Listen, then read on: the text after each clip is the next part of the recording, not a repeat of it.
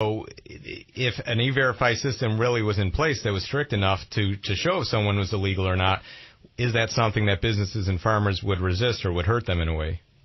I don't think anyone and there are people that are employing immigrants that probably are illegal, but I would assume that all these people would want to employ them legally.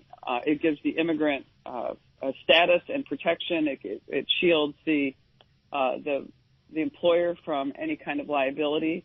They also can provide benefits that they would provide to these people.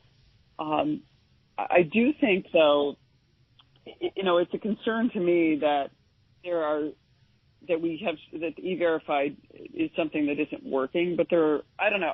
It's hard for me to say where we're going with that. I mean, I just think that employers, the ones that I know, would like to see people illegalized. That's what I've heard with meetings in Washington, whether it's with the Farm Bureau and different people in that regard. Mm-hmm. But remember something also about legal immigrants. There are a number of people on the visa system that come in as migrant workers, mm-hmm. which are legal immigrants. They come in and work on seasonal, either they're in the picking crops or fruit, and they are legal.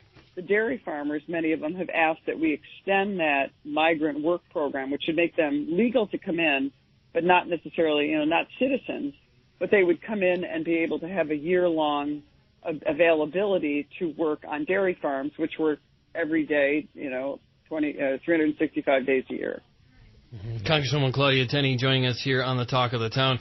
We're going to have to run CBS News coming up, and we're going to get into the local news. But, Congresswoman, thank you, as always, for joining us here. We'll talk about Linda McMahon next time. We will, I know. We're going to get into it. Right. Rocco and I did talk a little bit about your endorsement, and also we're going to try to get Greg to join us as well. So we will circle back. And let's talk about NFIB, too, which is really important for small businesses. Yeah, so we might get thank you. We might get Greg on about that. Congresswoman Claudia Tenney joining us here on the Talk of the Town. She was alluding to the fact that strength and independence, that's what the National Federation